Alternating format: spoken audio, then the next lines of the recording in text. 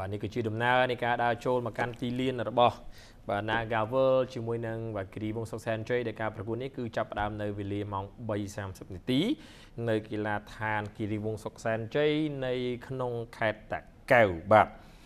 ឯកសណ្ឋានរបស់ក្រុមម្ចាស់ផ្ទះគឺអាវពណ៌បៃតងខោពណ៌បៃតងស្រោមជើងពណ៌សស្របពេលដែលក្រុមភ្ញៀវ Nagavel ឯកសណ្ឋានអាវពណ៌ស្វាយខោពណ៌ស្វាយស្រោមជើងពណ៌សបាទគឺជាអ្នកកែបាល់មុនឱកាសនៅក្នុងវគ្គទី1គឺជាការសម្រុកទៅលើទីរបស់គិរីវង្សសុកសែនជ័យតាមរយៈការបាទតែតរបស់ Jobe Veria បាទសង្គ្រោះបាល់ដោយស៊ូសវណ្ណៀតការទាត់របស់ Venato សង្គ្រោះដោយស៊ូសវណ្ណៀតនិងការបន្ថែមមួយជើងទៀតរបស់ Yusuke Minagawa ហើយបាល់នេះក៏ទៅប៉ះជាមួយនឹងបង្គោលទីចេញទៅខាងក្រៅតែម្ដងមានឱកាសច្រើនសម្រាប់ Nagavel នៅក្នុងវគ្គទី1ហើយនេះគឺជាកន្លែងដែលខ្សែការពារបាទសៅវ៉ៃហ្វីបង្កកំហុសទៅលើបាទជឿណាចាធ្វើឲ្យ Nagavel មានឱកាសនៅក្នុងការរកគ្រាប់បាល់តាមរយៈការទាត់បាល់ពីនៃ11ម៉ែត្ររបស់ Yusuke Minagawa ទាត់នៅកណ្ដាលទីតែម្ដងស្របពេលដែលអ្នកចាំទីសុវណ្ណៀតបាទលោតទៅខាងឆ្វេងដៃរបស់ខ្លួនមិនអាចសង្គ្រោះបាល់នេះបានឡើយ1-0សម្រាប់ Nagavel នៅនាទីទី21នាំមុខទៅលើក្រុម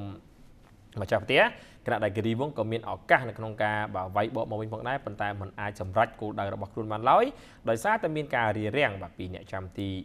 Red Liheng យ៉ាងណាក៏ដោយនៅក្នុងចុងវគ្គទី1 Nagavel ក៏មានឱកាសនៅក្នុងការរកបានមួយគ្រាប់ទៀតតាមរយៈការលេងយ៉ាងល្អសហការគ្នា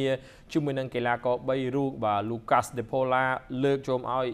Yusuke Minagawa ក៏រុញមកឲ្យវ៉ាន់តៃល្មីក៏ទាត់បាល់នេះល្អមែនទែនផុតដៃរបស់អ្នកចាំទីស៊ូសវណ្ណៀតជួយឲ្យ Nagavel នាំមុខទៅលើគិរីវង្សសុកសែនជ័យដោយលទ្ធផល2-0បាទម្នាក់មួយគ្រាប់ជួយឲ្យ Nagavel បាទនាំមុខទៅលើក្រុមម្ចាស់ផ្ទះគិរីវង្សសុកសែនជ័យដោយបាទបណ្ដោះអាសន្ន2-0បាទលុះឈានចូលមកដល់វគ្គទី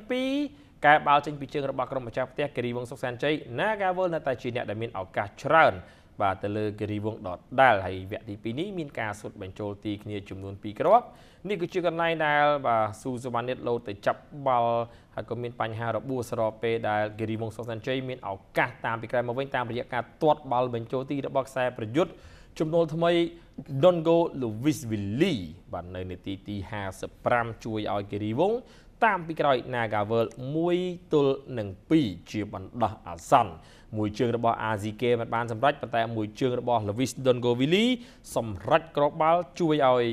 បាទគិរីវង្សបាទគេថាមានក្តីរំពឹងតាមពីក្រោយទៅលើ Nagavel បាទនៅក្នុងនាទីទី55 1-2ប៉ុន្តែការនាំមុខរបស់បាទ Nagavel ក៏បន្ថែមមួយគ្រាប់បាទដដែលបាទតាមរយៈការបាទទាត់បញ្ចូលទីបាទនៅក្នុងបាទវគ្គទី2នេះដូចគ្នាបាទស្របពេលដែល Lucas បាទមានឱកាសមសាផងដែរបាទហើយនេះគឺជាកន្លែងដែល Nagavel រកគ្រាប់បាល់តាមបាទគេថាបាទបន្ថែមមួយគ្រាប់ទៀតបាទតាមរយៈការតែតបញ្ចូលទីរបស់ខ្សែប្រយុទ្ធ Yusuke Minagawa បាទដែលថ្ងៃនេះបាទ Minagawa បាទអាចខ្លាចជាប់ជាកីឡាករល្អប្រចាំការប្រកួតហើយតាមរយៈការសុទ្ធបញ្ចូលទី2គ្រាប់និងការបញ្ជូនបាល់ឲ្យមិត្តរួមក្រុមសុទ្ធបញ្ចូលទីបាន1គ្រាប់លទ្ធផល3-1នេះបានបន្តរហូតដល់ចប់ការប្រកួតគណៈដែលគិរីវង្សសុកសែនជ័យមិនអាចមានឱកាសនៅក្នុងការតាមស្មើបានហើយ Nagavel ទទួលបាន3ពិន្ទុពីការប្រកួតនៅក្នុងទឹកដីនៃខេត្តតាកែវមាន28ពិន្ទុស្មើជាមួយនឹងបឹងកេតដែលឈរនៅលេខ3នៃតារាងការប្រកួតជម្រើសជើងឯក Cambodian Premier League trongការប្រកួតជាផ្លូវការគឺគិរីវង្សសុកសែនជ័យ1 Nagavel 3